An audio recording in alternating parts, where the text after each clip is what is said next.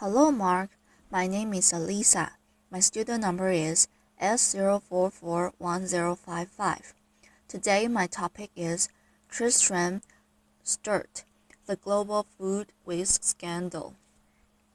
And I'm a freshman at NCUE. The job of uncovering the global food waste scandal started for me when I was 15 years old. I bought some pigs. I was living in Sussex, and I started to feed them in the most traditional and environmentally friendly way. I went to my school kitchen and I said, "Give me the scraps that my school friends have turned their noses up at." I went to the local baker and took their stale bread. I went to the local greengrocer, and I went to a farmer who was throwing away potatoes because they were the wrong shape or size for supermarkets. This was great. My pigs turned that food waste into delicious pork. I sold that pork to my school friends' parents, and I made a good pocket money addition to my teenage allowance.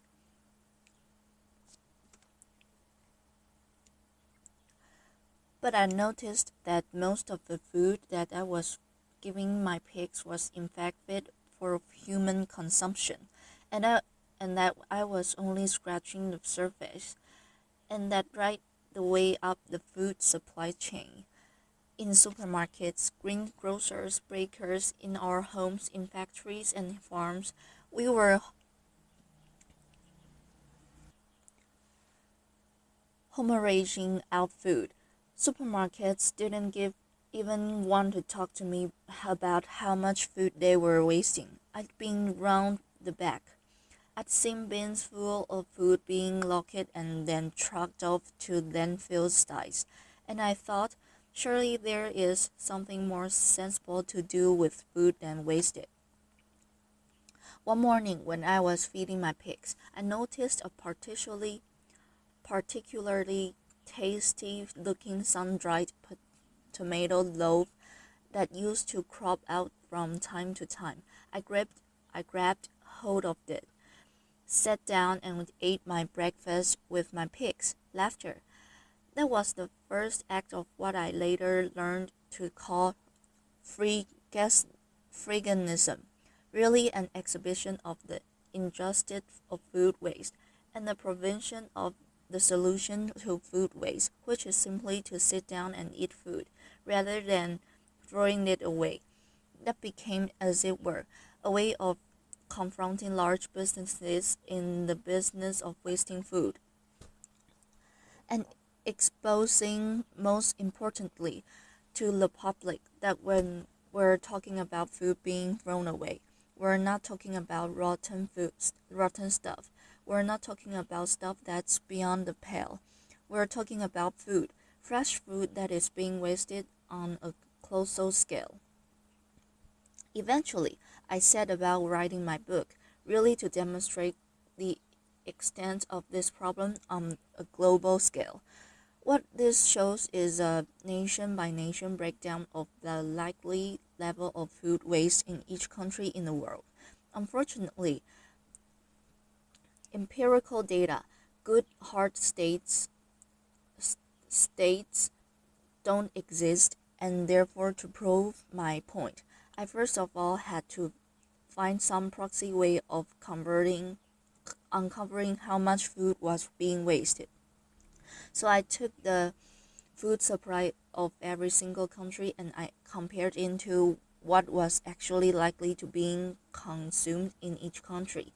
That's based on diet intake surveys. It's based on levels of obesity. It's based on a large of factory that gives you an approximate guess as to how much food is actually going into people's mouths.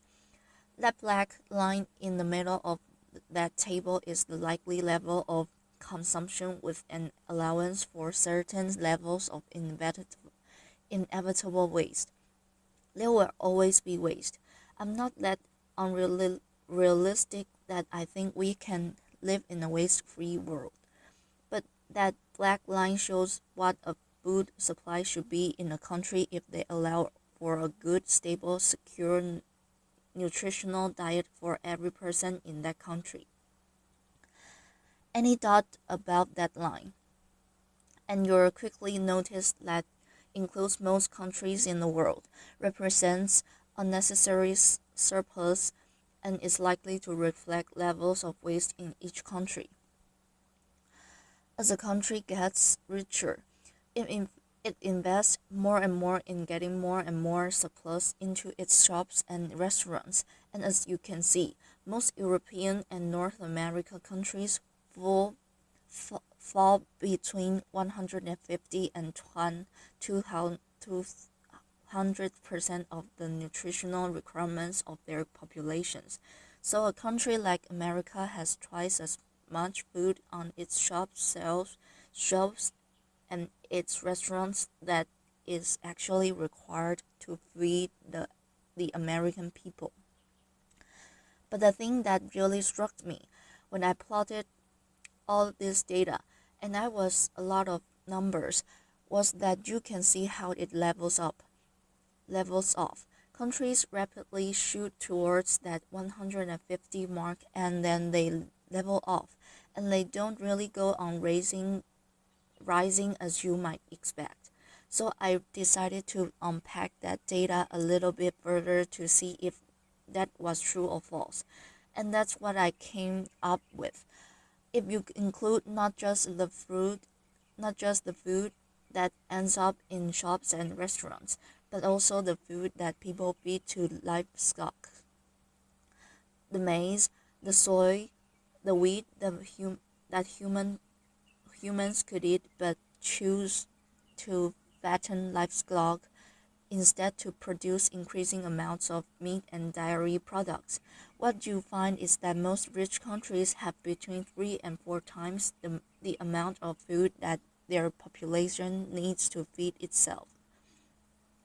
A country like America has 4 times the amount of food that it needs. When people talk about the needs to increase global food production to feed those 9 billion people that are expected on the planet by 2050, I always think of these graphs. The fact is, we have an enormous buffer in rich countries between ourselves and hunger. We've never had such gargantuan surpluses before. In many ways, this is a great success story of human civilization of the agriculture surpluses that we set out to achieve 12,000 years ago. It is a success story. It has been a success story, but what we have to recognize now is that we are reaching the ecological limits that our planet can bear, and when we chop down forests, as we are every day, to grow more and more food, when we extract water from depleting water reserves, when we emit fossil fuel emissions in the quest to grow more and more food, and then we throw away so much of it, we have to think about what we can start saving. And yesterday, I went to one of the local supermarkets that I often visit to inspect, if you like, what they're throwing away. I found quite a few packets of biscuits among all the fruit and vegetables and everything else that was in there. And I thought, well, this could serve as a symbol for today. So I want you to imagine that these 9 biscuits that I found in the bin represent the global food supply, okay? We start out with 9. That's what's in the in fields around the world every single year. The fruit biscuit we are going to lose before we even leave the farm. That's a problem, primarily associated with developing world agriculture, whether it's a lack of infrastructure, refrigeration, pasteurizations, grain stores, even basic fruit crates, which means that food goes to waste before it even leaves the fields. The next three biscuits are the food that we decided to feed to livestock: the maize, the wheat, and the soya. Unfortunately, our beets are inefficient animals, and they turn two-thirds of that into feces and heat. So we've lost those two, and we've only kept this one in meat and dairy products. Two more we're going to throw away directly into bins. This is what most of us think of when we think of food waste. What ends up in the garbage? What ends up in supermarket bins? What ends up in restaurant bins? We've lost another two, and we've left ourselves with just four biscuits to feed on.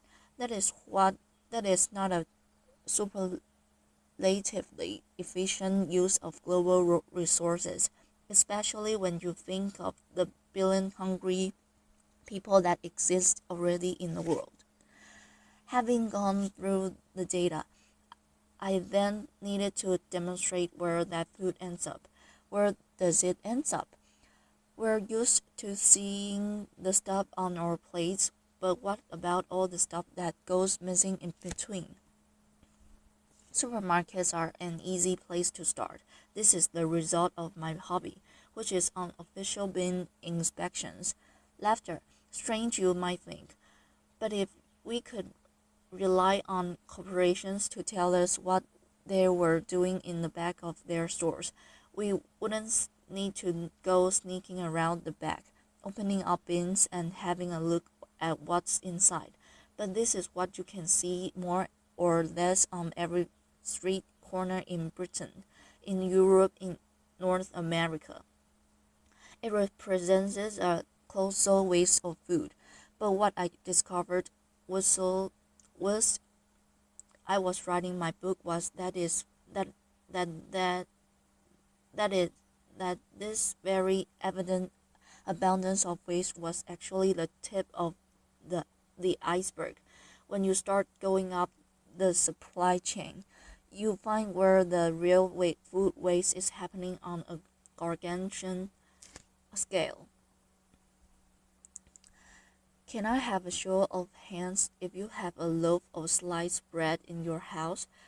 Who lives in a household where that crust, that slice at the first and that's end of each loaf?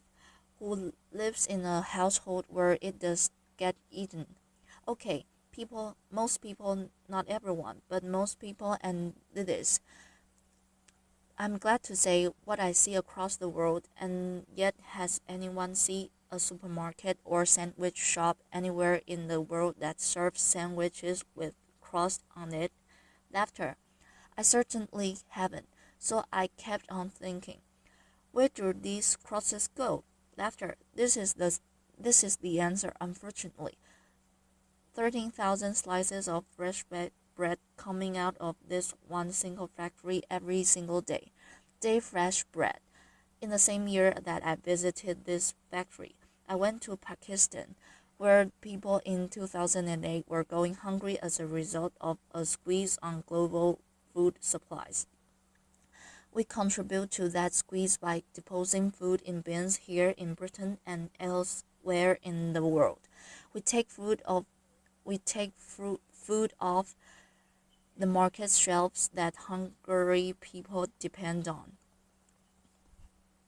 Go one step up, and you get to farmers who throw away sometimes a third or even more of their harvest because of cosmetic standards. This farmer, for example, has invested £16,000 in growing spinach, not one leaf of which he harvested, but because there was a little bit of grass growing in amongst it, potatoes that are cosmetically imperfect, all going for pigs, parsnips that are too small or supermarket specifications, tomatoes in Tenerife, Tenerife, oranges in Florida, bananas in Ecuador, where I visited last year, all being discarded.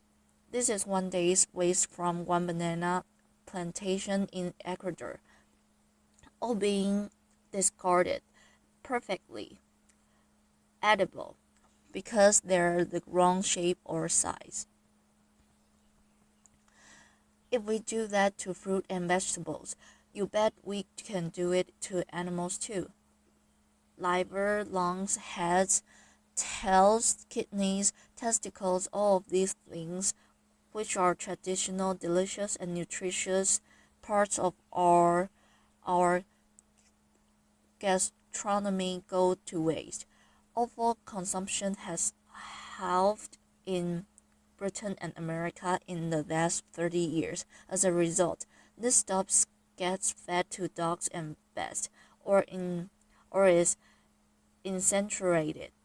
This man in Kashgar, Xinjiang province in western China is serving up his national dish. It's called sheep's organs. It's delicious, it's nutritious, and as I learned when I went to Kashgar, it symbolizes their taboo against food waste. I was sitting in a roadside cafe. A chef came to talk to me. I had finished my bowl and halfway through the conversation, he stopped talking and he started frowning into my bowl. I thought, my goodness, what taboo have I broken?